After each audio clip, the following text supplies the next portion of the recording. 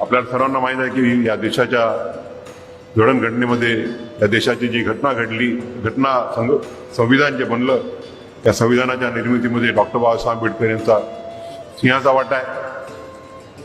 आणि बाबासाहेब म्हणाले की या देशामध्ये जर खऱ्या अर्थानं लोकशाही आणायची असेल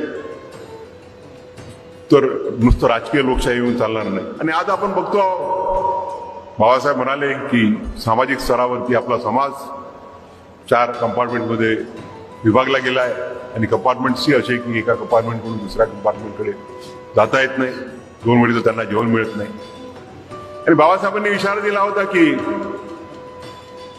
हा जर विरोधाभास आपण लवकर दूर केला नाही तर आपल्या राजकीय डेमोक्रेसीचा, लोकशाहीचा जो आपण गाभा तयार केला, जी इमारत निर्माण केली आहे ती एखाद्या पत्त्याच्या बंगल्यासारखी कोसळून पडेल.